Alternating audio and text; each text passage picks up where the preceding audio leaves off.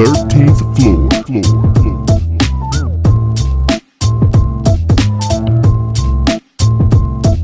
The 13th floor. Welcome, ladies and gentlemen, to the 13th floor, where the furniture isn't always the best, but the views are amazing. I am your moderator, B. Jones, and I got my guys with me today. Mr. Logistics, BJ, what's happening? Everything's all good, man. Nice flowers in the background, bro. Hey, the wife's Mother's Day present from the little one. Those ain't flowers, that's ambiance. Yeah. Mother's Day, and they still living? Y'all doing good over there. No, she doing good. So anything after that, normally be dead. Mike D, what's happening, baby? What's going on, fellas? What's going on, everyone? Graduation week. Shouts to my oldest daughter who graduated high school. My youngest daughter made it to high school. So congratulations. Nice. Wow. Cheers. Out, one in. Let's go. Water cheers. So are you like the done parent? Like, you know what I'm saying? Get out my house, go make your life for yourself? It's not necessarily a get out my house. It's more you ready to go. So I'm excited to see what it's going to be. You're on your own. You get to make your own decisions. So yeah, I'm excited to watch her fly. So hey, why did Michael go running? He saw the recording and he saw everybody on. So come on, Mike, what's up, man? I know you probably can't hear me, man. Say hi. Let me see that arm, man. Come on, say hi. You gotta get in the camera, man. You gotta get in the camera. You throwing that heat out there? Yeah, that's how you gonna do. Pitch. He over here grinning. That's what's up, man. DJ Barry, be fresh. What's going on, baby? Another wonderful day in Wakanda, baby. We out here, we ready, we fresh, reinvigorated. Let's get it. Hey, did you go see Superfly?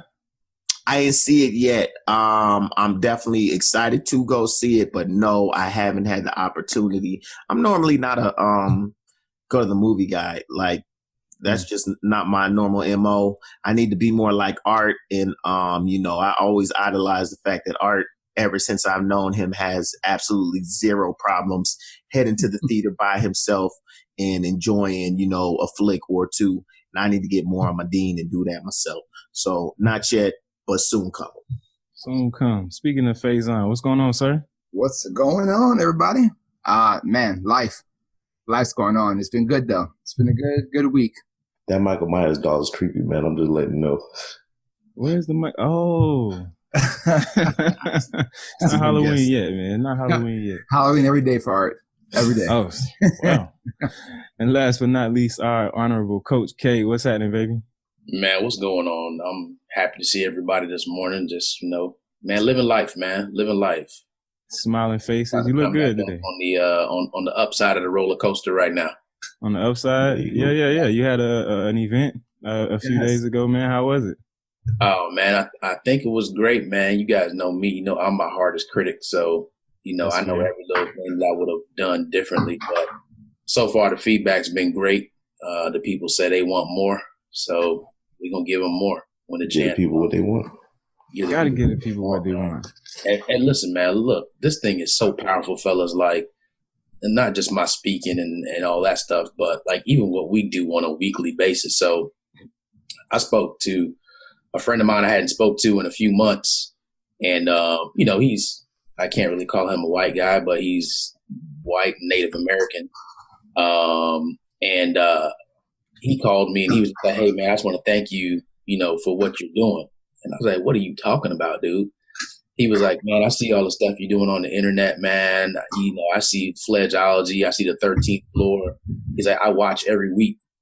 He's like, I don't miss. He's like, you guys are so inspiring. And he's like, even though I'm not your target audience, man, there's still so much positive messages coming out of there. And I was like, what makes you think you're not our target audience? I know what he's talking about. He's thinking because he's a white guy, Native American. I'm like, look, man, that's not it, man. Our messages are for everybody, but definitely deliver it from a different perspective. And it's actually a perspective that you can identify with because you're that person that's not looked at as, that successful, progressive, super influential person, but you are in your own way, and we all identify with that. So you absolutely fall into our target audience. So he was just like, yeah, man, you guys are really inspiring me, to do more stuff, to get off my tail and go get stuff done. And, I see you guys are fathers. He's like, I don't have any excuse. He's like, I don't even have kids. And, I come home from work and just plop down on the couch. And if you guys can do it, he's like, I know that, I can get it done. So shout out to my man, Howard Condren. If you out there listening, man, we will for Howard. make sure that we give you a 13th floor t-shirt.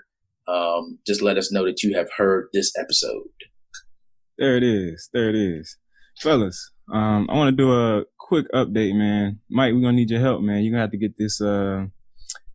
get this out in Ohio. I sent out an article maybe a week ago about the voter registration law they passed, or the Supreme Court upheld in Ohio. So basically, with the NVRA, the National Voter Registration Act, passed some years ago during the Civil Rights movement, it basically prohibited the Supreme Court or voters to be stricken from rolls based on their non-voting pattern. But apparently there's been a lawsuit against that provision in the NVRA that now allows, if you haven't voted in, I believe it's 2 consecutive elections, national elections, they send this card to your house, whether you get it or not, or it's confirmed that you got it or not, it doesn't matter. But if you do not send this registration card back to the voter registration office within Ohio, you will be removed from the rolls as a registered voter.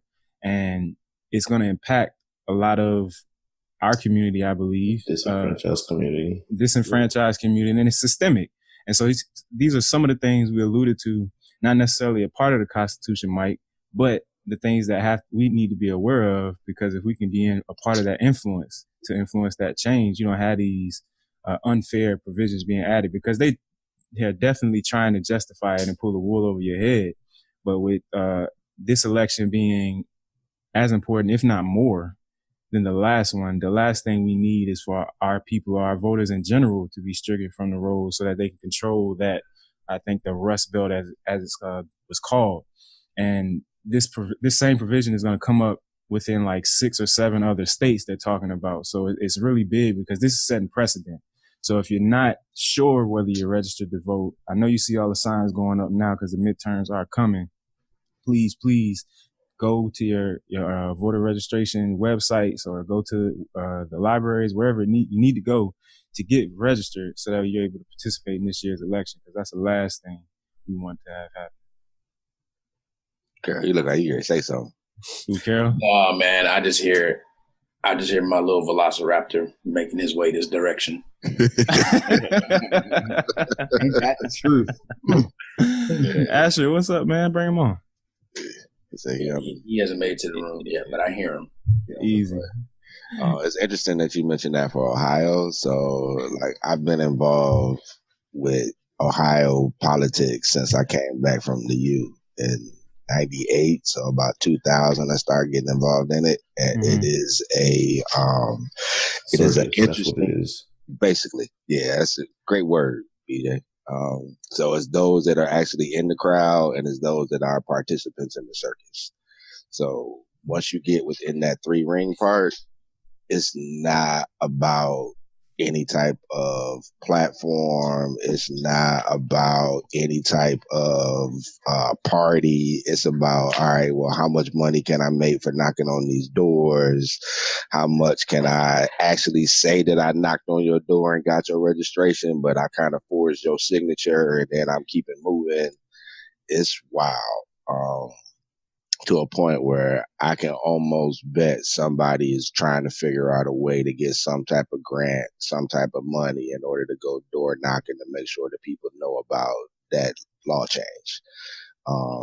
So I'd be interested to see how the differences are within the 3 major cities. Mm-hmm. So between Cincinnati, Columbus, and Cleveland, versus how that plays out in more rural communities that are white, or that are not so much of African American, like a large majority with the demographics, just to how that plays out, even within the city of Cleveland and Columbus and Cincinnati, like the difference between the African American neighborhoods versus those that don't have as much, how they actually get that out, to get those people engaged, to get them registered, to get them to know, to get them to vote. It's completely different strategies, completely different people that are doing it. You think of NAACP, and I know we had conversations about NAACP and Urban League and kind of where they play and their roles in the community. It's more grassroots. These are like guys that think they Al Sharp, like the what's the minister guy with 45, high collar preacher guy. We spoke about him before. Yeah, he like was supposed to be helping put together that summit that like still has not happened. That's Cleveland politics. Like he's the guy that's leading folks to the like. He really seriously. So yeah, it'll be interesting. Like I think we can have more of an impact that's genuine to the community than depending on those political leaders to kind of get in the forefront of it, because they probably ain't read it. They probably ain't done nothing with it unless it affects their community. And if y'all hearing it, it just is what it is. So we speaking truth. Love you to death, but I'm sure Ohio is not the only place. Nah, there's several other states that could potentially be affected by this thing, man. So hopefully, They just watching and waiting. Yeah, right. I mean, and with that precedent being set, we talked about it already, man. The system is in place to keep us under. Yeah. So just like real quick. So like I met a very famous city of Cleveland councilwoman. Law named after her, everything. Awesome woman. Knew Martin Luther King, Malcolm X, whole nine. First meeting I had, she had her assistant ask me for my address. Wrote it down on a piece of paper. He came back 2 minutes and was like, nah, he don't live in your ward. And like immediately she shut down the conversation. It was like you your vote doesn't matter to me. There will be no time wasted with you. So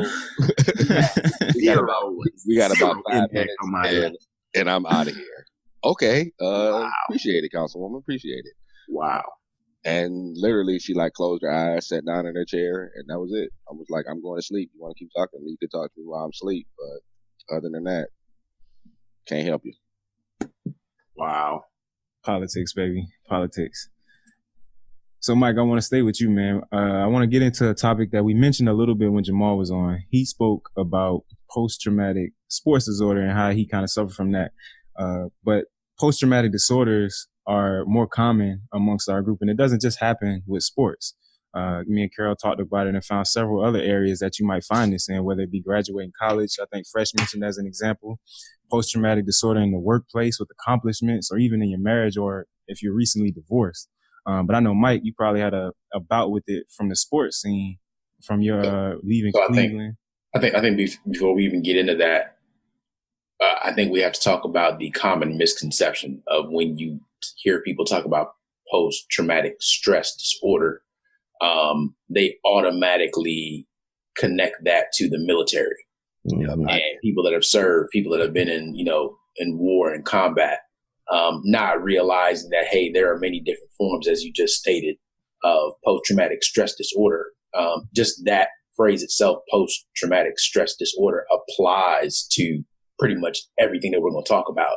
Because once you get into that stressful environment, that stressful situation, and how you react to that, that creates the disorder. So, just wanted to frame that up for the listeners and the viewers, because they really need to understand what that all applies to. Agreed. Absolutely. And I mean, with your situation, Mike, did it start in Cleveland, or was it before when you got to Miami? Because I know you mentioned 2 instances. And I don't know, from your story, I think the first one might have been with that missed free throw. Yeah, don't start with the free throws, man. Don't start this still a sore spot. But absolutely, I would say that's where it began. So like I've always, like, as time kind of went on, you start playing like similar as it is now, like you guys that are like McDonald's All-Americans. So when you play in high school, there's always this acknowledgement of where your ranking is kind of within the country. And then they get you based off your rankings to different camps that are throughout the country. So I had an opportunity to play at a younger age, freshman, sophomore in high school, with guys that eventually ended up in the NBA. So it's like you begin to get a understanding of kind of where you fit early on. So like my first camp, like I'm literally walking out and Anthony Hardaway's pointing to me like, I got you. I'm like, dude, you 6'7", you ain't got me. I'm playing point guard. He's like, yeah, me too. Holy crap. Whereas in Cleveland, you're looking at like your 6'7" guys, the center. Right. So you begin to see the difference in size. You go through it. You start to get to be a senior high school. You get all these recruitment calls, and you start to think of yourself not so much as a high school player, but you begin to envision the end goal on where you're going to end up. So like I can shoot free throws with my eyes closed and bang them. And literally that game, for whatever happened, the universe was in a place like, you're not making none of these. So 11 one-on-ones, I miss all of them. And my first thought is once the game is over, we lose by 1 point. Like, I'm getting as far away from as this is possible. So that's basically part of the thought process for going to Miami. And then after the year, when you had a situation that happened with the coach, and it's like, all right, look, I need to go. I stayed at Miami as a way to prove that I would be able to get an education without having the sport background, but the whole time understanding that if I had gone somewhere, I could be in a different position. So as I'm watching the NBA, I see Jason Kidd, I see Anthony Hardaway, I see the O'Bannon brothers, I see Eric Montrose, I see Kenny Anderson, I see all these guys that they're talking about that are playing in the NBA. I see guys that are coming into the U playing. And it's like, we're playing at CSR. And they're like, hey, man, why don't you come back out for the team? Nah, until dude. So, like, everything, all of my decisions were kind of based off of I know I could be here in terms of being able to play in the league, but I'm not. So it was kind of that thing kind of just stuck with me. And everything that I did was to it. So, like, even when you're talking about working out, like, Fresh was like, well, don't work out like you're going back to the league. Like, I continue to do those type of workouts. I continue to lift weights like potentially one day I can go back to the league. Even when I left Miami and came home, there was a thought that, the Cavs do open tryouts, so maybe I can go down for an open tryout. So came back, played a little bit. This was before Des was born. Like literally I hurt my knee. So I was like, all right, well, can't do that. Well, I'm going to work out from the knee and maybe I'll come back. And even all the way up until 2014 when I tore my Achilles, like that was the whole thought process. Like I still have that dream, that thought of one day potentially playing in the NBA. Regardless if I'm 40 years old or not, it's still the thought that drives you because that became something that defined, and I don't say necessarily define 100% of me, but it was known. So I still see people from high school. Like some of my close friends, like every now and then we'll just be hanging out. They're like, man, I don't believe you missed those free throws. Like, dude, like we 45 years old. Really? They're like, yeah, man, but like you missed the free throws. Really? Like, man, we could have won state champ. My coach didn't talk to me for years because, that was his thought of like we going to the state championship. Like we were one of the top 2 teams in the state that year.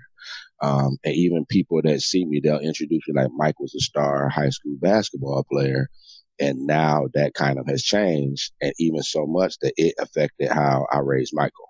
So as soon as he was born, it was like the first thing, like he's not playing football and he's not playing basketball, flat out. So if he wants to learn basketball, he's going to have to figure it out on his own. Whereas when Des was born, she was 6 months and I had a basketball in her infant carrier. And told her, like, if he's going to learn, you're going to have to teach him. And at first she got mad about it, but it was all those thought processes that went into kind of how the things that I went through. Like, I don't want him to have to go through that. So he's going to play baseball because there isn't those expectations that are put on baseball players. There isn't the limelight.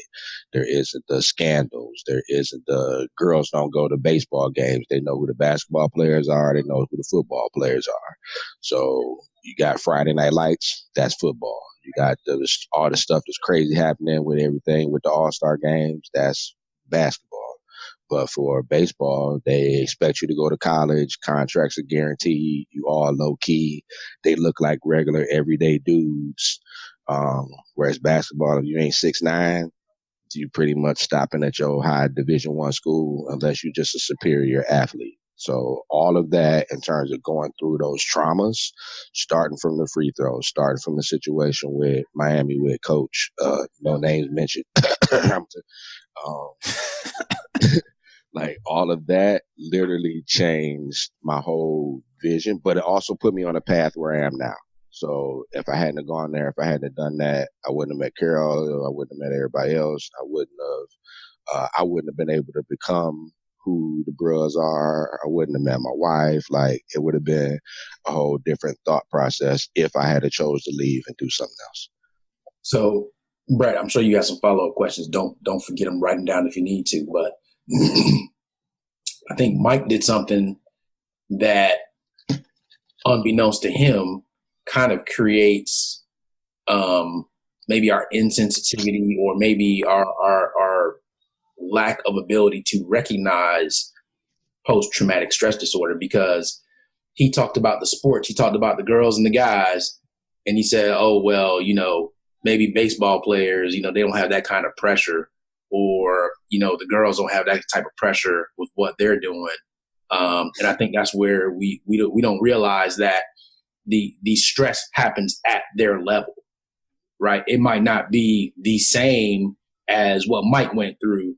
And with Lil Mike playing baseball, there's still going to be a certain level of stress that he's going to experience, right? And that's just what he knows. So he doesn't have that comparison.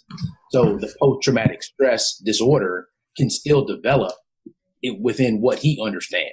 So I think we have to be careful how we approach that, because, it doesn't matter what you're doing. Like, there are girls that play, high school volleyball, high school softball.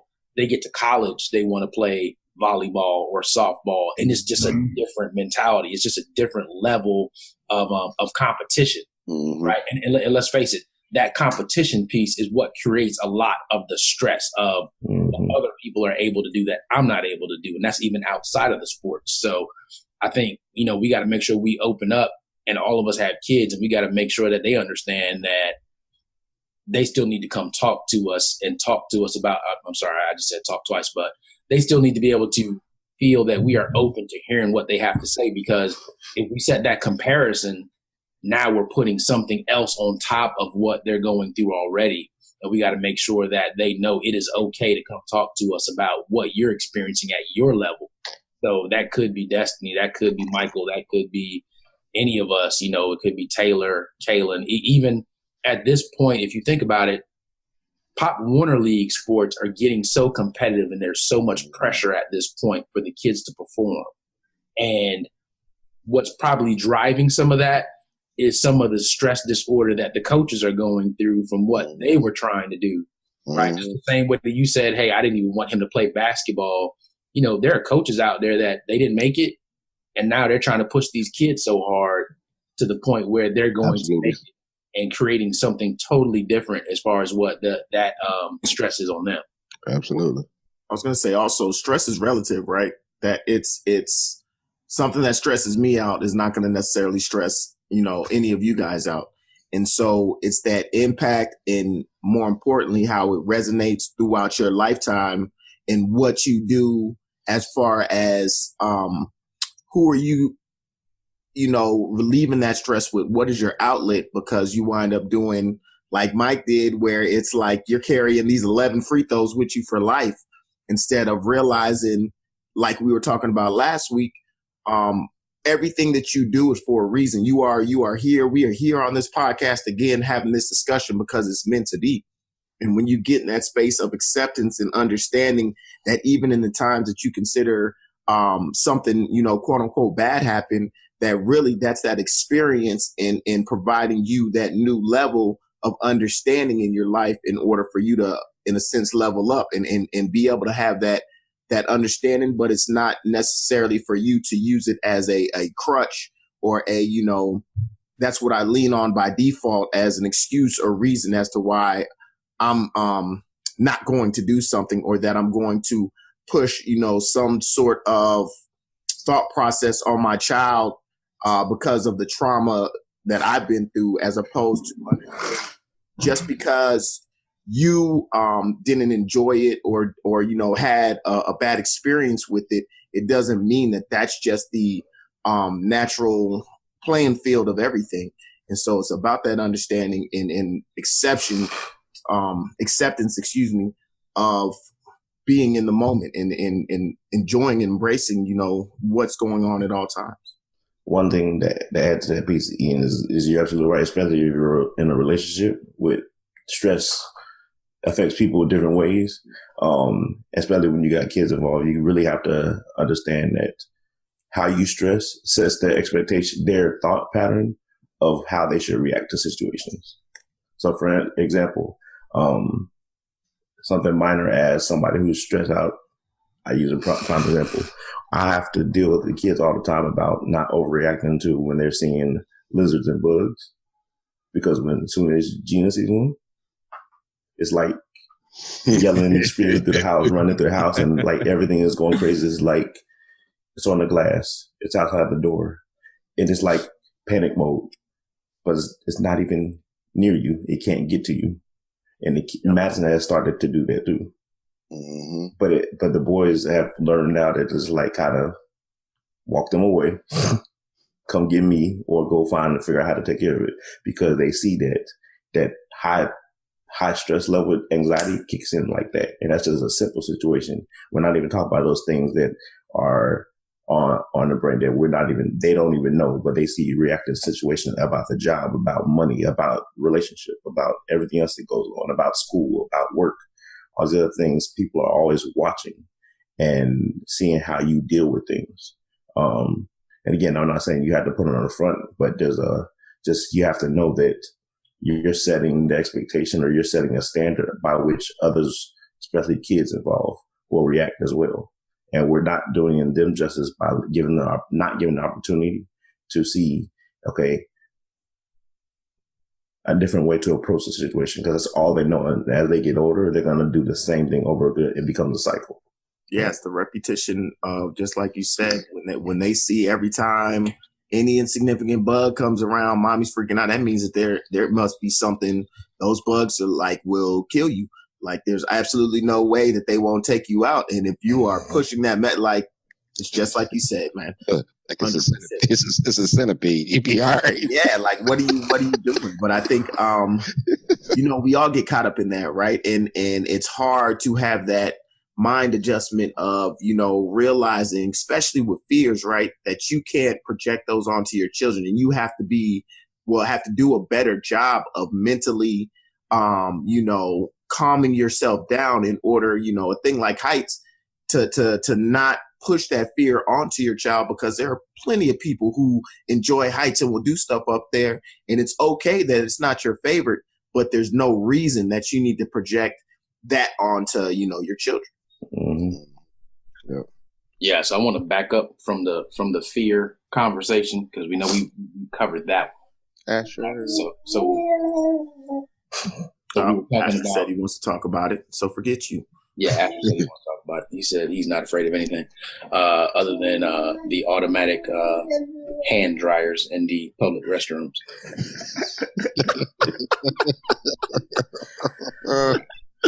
Yeah, he you tell him to stay still, and he walks up under the dryer, and the dryer kicks on,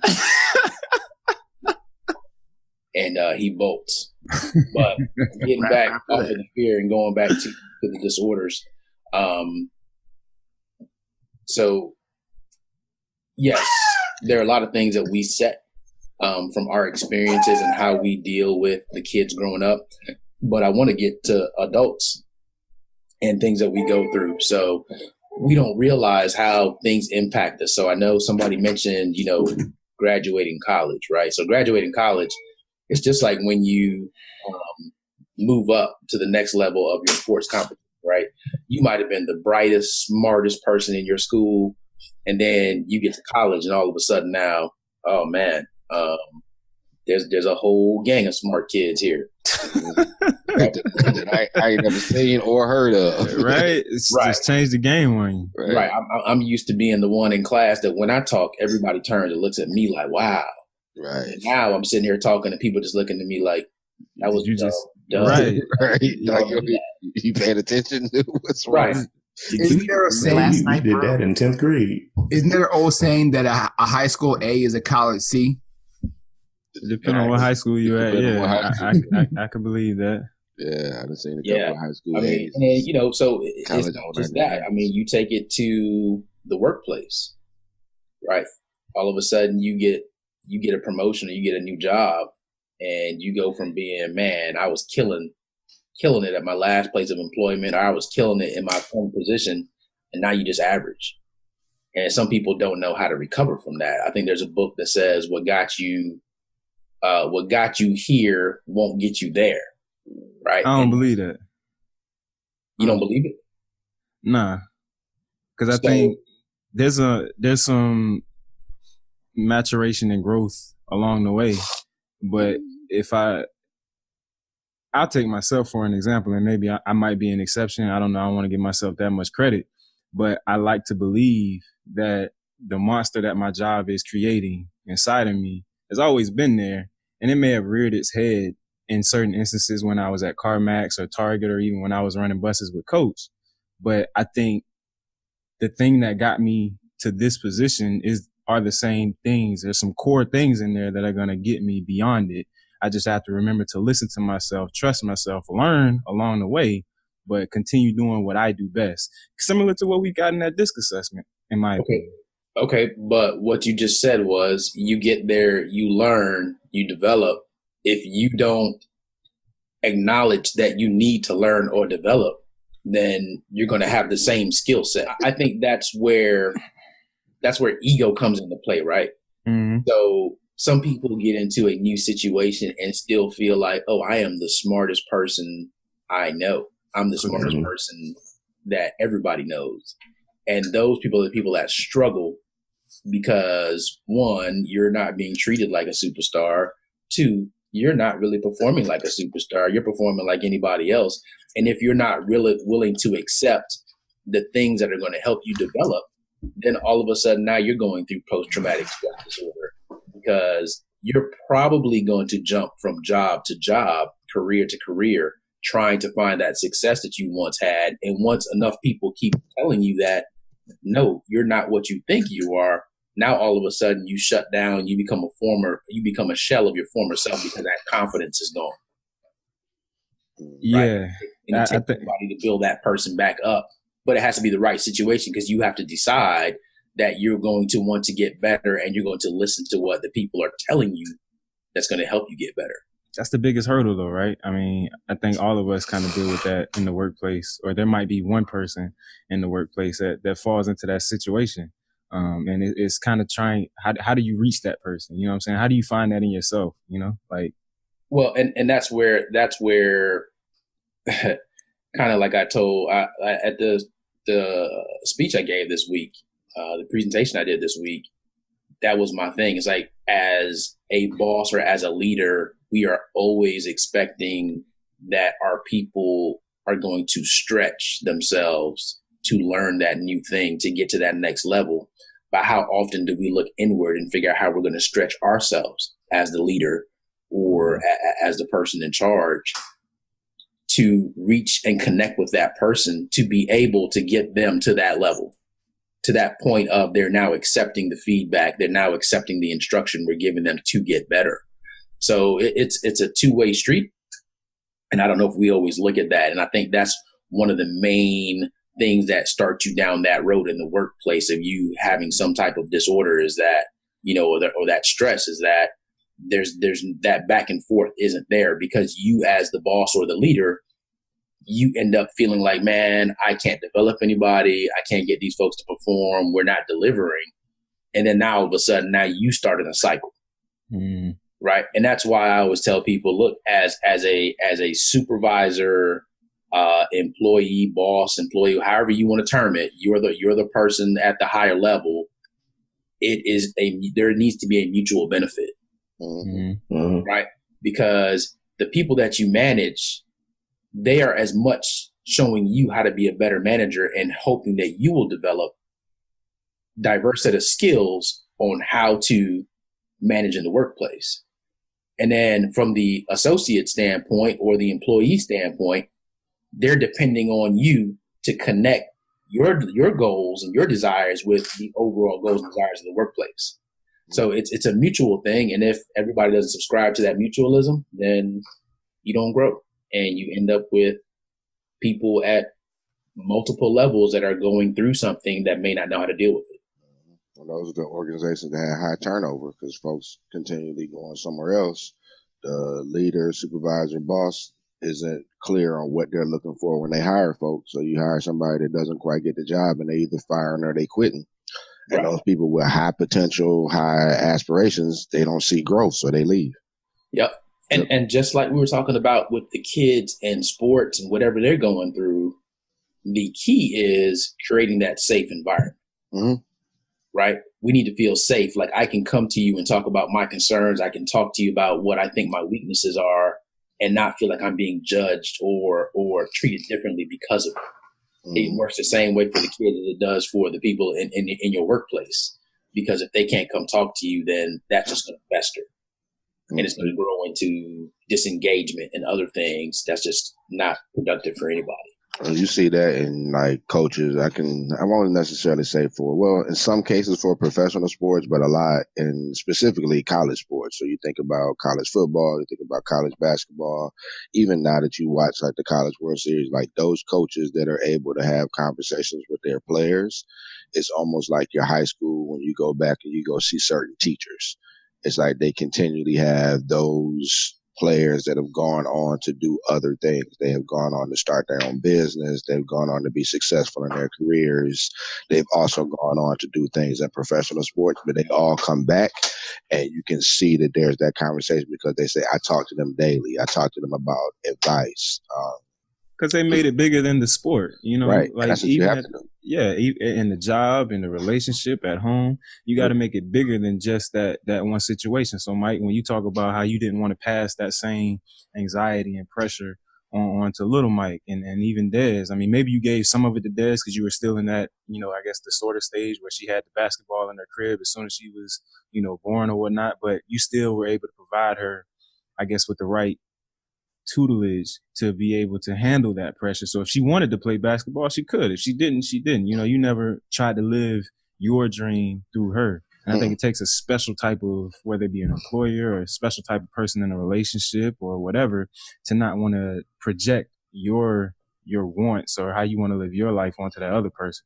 But what you said is key right there, because that realization that we believe Mike had doesn't translate to a lot of folks. So you have those people, you hear about them in small towns, big cities all over the place that miss their opportunity or miss their shot, and now their kids are being pushed to do the same thing over again. And then the actual manifestation from the adult ends up, and I was just sitting here listening to the whole story, thinking about it. So the manifestation of it really comes in the effect of you have that dad or mom even who becomes that coach and is like one of the worst people you've ever met because they can't let go of the things that didn't happen for them, or worst of all, turn to drugs, alcohol, or something as an outlet for that, whatever that situation is. And that's just being projected again on that kid. I go back to kids all the time. It's just the easiest example to draw, because now they don't have a choice. You're going to play basketball. You're going to play football. You're going to be great. You're going to go out there and I'm going to be your manager. You're going to do all the stuff. And then as soon as something the kids show sign of, that's not my path or whatever, it's like, well, you're not really mine then. I kind of disown you. I've seen it time and time again, no matter what neighborhood I go to, no matter what state you live in, and those type of things. And we talk about post-traumatic, like those situations have to be addressed. Like there's something going on that person can't, I'm not going to say let go. I'm going to say can't learn from that opportunity and see all the other things that came from it afterwards that has shaped their life to be what it is now. And how can we reconfigure everything to get back on the track where we're all moving forward? And I'm pushing people forward in the right direction of what they want to do, not because I have something. I'm living my dream through you, basically what you just said at the end of that. And even the message to Des was different. The message wasn't, you're going to get, if you want to play in the WNBA, okay, but I'm having you learn basketball skill because they expect you to graduate from college. So girls don't leave early. They get scholarships. They stay for 4 years and they become doctors, lawyers, nurses. They good. They got their 4 years paid for. And very few of them in all female collegiate sports go to that next level because there aren't that many opportunities for them to go to the next level. And if it is, it's not the dollar amount that you have for males. Mm-hmm. So this is a tool that can be used for you just like everything else. You're going to use this, you get your education. Like there's a different environment around women's sports than there is around men's sports in terms of just how they progress you through the whole, like the AAU scene for girls isn't as crazy as it is for boys. The fans aren't all fighting in the stands and all type of craziness for girls sports in high school. Like it just isn't that. So there is, it just may not, it's not as, but I guarantee there are some places in America where there are some fights in the basketball stands for female games. I also want to make sure that we understand this is not isolated to sports. There are parents out there right now pushing their child to be a doctor or a lawyer or something else that is not in their child's mental, you know what I mean, and what that they want to do. That's one of the hardest steps as parents, is being able to, that same piece, but it's not isolated to sports, right? It's isolated across the board. When you're sitting there in that space of feeling like there was something you missed out on, or some opportunity or some career path that you wanted to take that you thought was so amazing, that all of a sudden now you're projecting that onto your child and telling them that this is what they have to do and this is who they have to be. You ultimately have no right for that, right? You have no clue or understanding truly what a baby is going to be able to mentally understand and learn from over time, and what they're going to like and what they're going to be good at, and what's going to really be their thing, you know, throughout life. That's the hardest step. Is not, you have to learn from your past, but you also have to be open and pliable enough to understand it's not just because you assume you've learned something, you may find out later that, oh wow, what I learned was incorrect. Now I have to relearn or challenge my understanding of that. But that's what life is. And slate. And you just hit something that was key. And I think we keep trying to drive that. Look, we keep referencing sports, but this is more than sports, right? So in your household, if your child has been there or your children have been there to witness divorce, what is the post-traumatic stress that comes from that, right? I don't know if people really understand or have studied that. I think we've all seen some form of divorce, some form of separation, and we end up in dysfunctional relationships because of what the examples were before us of what a relationship was. And that now filters into you. And I don't think anybody ever goes back to address that or to review that with you. Like, you go to marriage counseling and they don't ask you about, well, what were the examples of marriage that you had before you? Right. They don't. I mean, aren't these like licensed psychiatric professionals? Like, I would want to get to the root. That seems like the biggest thing. I think the reason we tend to struggle in relationships as men is because we don't necessarily have the best examples. And women. Don't just put it on us. And women. Yeah, because there's a lot of things there are a lot of things that women will learn from their mother on how to relate to a man, and it might not be the best example, and it again, a two-way street, mutualism. You know what I mean? How are we now benefiting each other? How are we bringing our learned practices together to now form our own practice? And that's where the challenge comes in. So, yeah, absolutely. It's not just about post-stress disorder, in athletics. It's so many different experiences. And the whole reason that we're even on this, because we're wrapping up our wellness month. And that's where we are is what is your free throw? What are you holding on to? and look, hey, Mike, look, I want to go somewhere right now, because just for you having that response means that it's still there. It's still there, yeah. Right? I don't leave though, man. Like, it's track meets that I can go back to. Like, I don't know if it ever leaves. You kind of grow to that acceptance part of it, but it's this thing. It's always there. I mean, yeah, it's always there. But what does that now do to you, right? When you drop the baton, what is that now turn into? Right? Because there are other things in your life that you're looking at being a provider for your family, and you're like, man, if this doesn't happen, it's like I dropped the baton all over again. Or it's like I didn't make the free throw all over again. right? And what type of pressure is that putting on you that you don't even realize that is going all the way back to that?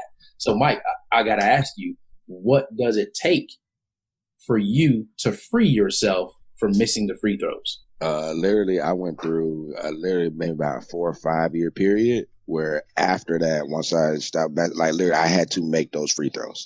So I would sit in the CSR, I'd shoot free throws all day, just bang them, bang them, bang them. And then literally, I'm like, all right, it's 1-1. You at the free throw line, you got to make it. And it took me to a point like, you know what, this is stupid. Like, the game is over. Like, I still have the reaction, but the stress level of going through it, like, once I made them at a period of time, I kind of realized it's just a game. It has no point to it. I think that kind of allowed me to move forward. There's still, like, the thought process of, yeah, what could have been, but I'm good. Like, I understand. I'm happy with where I'm at. I'm happy with the development and the path that I'm on. And I realized it was putting me on this path. It was literally one of those life moments where you either got to go right or go left. That was, you're going this way. So those experiences that I had leading to it helped me be who I am. But I think to put the bow on it, you have to realize that it's not just a game. It's your life, right? And you have to win that moment mentally in your life in order for you to get to the next game, right? So there's the next level in your life that you have to get to that if you're still holding on to those free throws, you can't get to, and the universe isn't going to give it to you because the universe said, man, you still sitting there thinking about those free throws. How am I going to put you in the next game? I like it. Good point. I like it. I think we're going to wrap that right there. Good Face point. on. Wake up, man. Listen, I've been here. And you've been here, but you've been here. But you know, there's sometimes, I think an old teacher told me back in my high school day, if you don't have anything to say that would add to a conversation, it's better to be quiet than to be the idiot in the room. But you do. Talk to us about when you missed that dance step. Ooh. Hey. Oh, hey. Whoa, hey. I didn't know it. That's because I knew that you can't start rationalizing now. No, just accept it. We talk about acceptance. Listen. I knew that there was myself and Anthony Burrell. We were both in the same dance school. And you know how you're on a team with someone you know, hey, they're going to be an all-star. I would say Anthony Burrell sounds familiar. Yeah, he's pretty famous. Yeah, he had a reality TV show for a little while. He's opening a new studio, worked with Beyonce, worked with Mariah, Okay. But so him and I are best friends. I always knew that he had just naturally the talent to go forward. I was like, hey, I'm doing this for now. This is not my end. So I thought of it as fun. So I haven't had that competition thing. Only thing I think I did have that with was FBLA when we had we were doing presentations and using COBOL for accounting, but I won. But I knew it wasn't going to be in. I couldn't sit in a cubicle. So I don't have any PTSD concerns with that. I have to dig deep in my head to find some. I'm sure there's some somewhere, but I don't have any that I can recall right now. So I just enjoyed the quiet time and listening because it was good to not put Arenze and Namdi in that situation. So I was a student today and I enjoyed learning. So that's why I was quiet. And not to mention my sons are upstairs fighting with each other over a car. So I had to be on mute most of the time because there was ferocious banging. Yeah, the gentle giants up there. Right? So that all composed to one big enjoying session from hearing you guys speak today. It was great. So appreciate that. But funny thing is that, usually I think of these things, I'm going to say, a couple of days before we get to the topic, even before you tell us what we're talking about, I kind of have an idea of what I want to say. And it somehow always works out in the end. So this week it was be willing to lose the battle to win the war. So it's an old saying that I was thinking about, but like it literally hits it right on the head today because there's times that you think about you're going to lose. But it's not like you're losing now, but overall, like Carol said, you're opening up a new path. And this path might not be yours, but if you were so focused on that one battle, you might have thought about the end game that you're working with. So it was just cool. That's my corner today. Appreciate it. I go back on mute because these guys are getting angry again upstairs.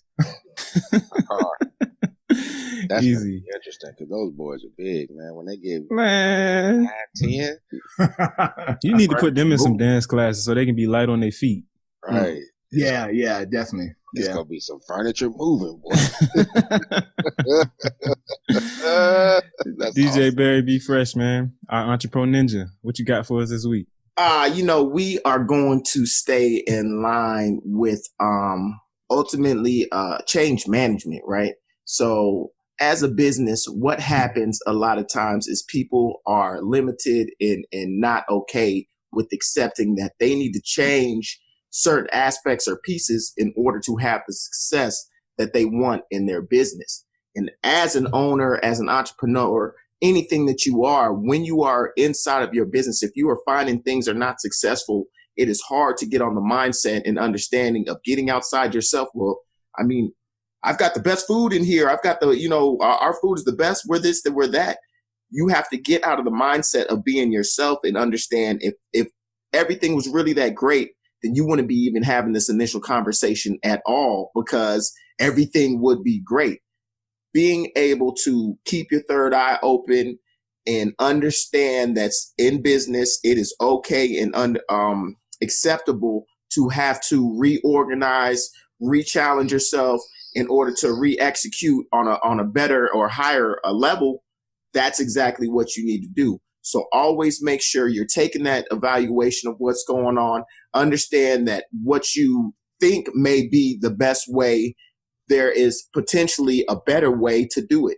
And so always stay on your P's and Q's, always be observative, but always be willing and understanding to know that change management can potentially impact and help your business. And if you need some help with change management, you can holler at your number one entrepreneur ninja.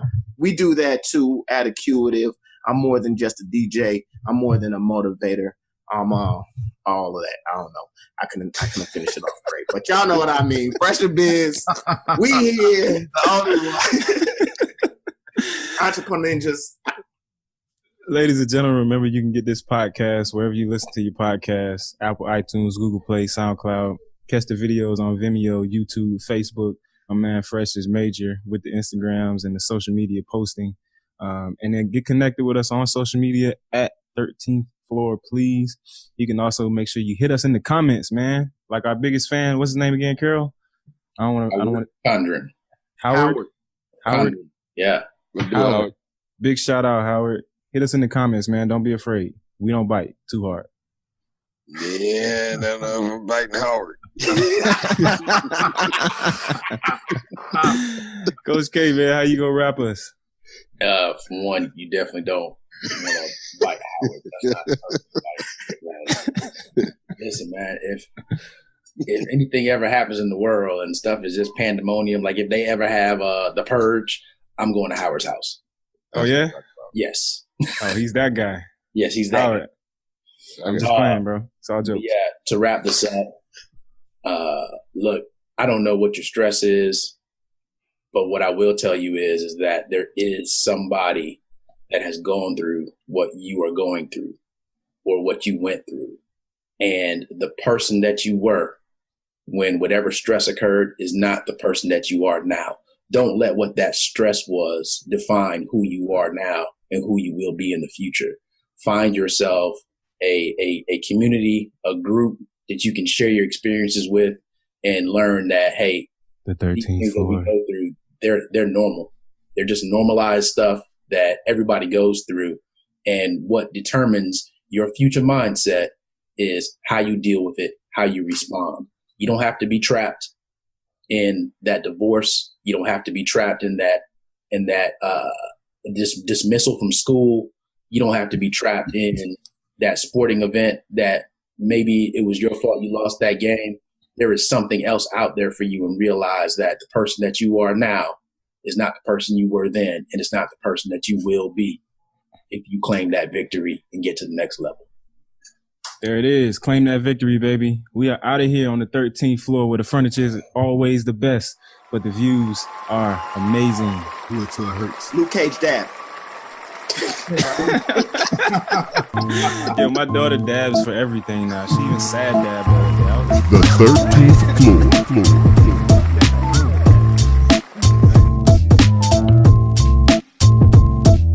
The 13th floor.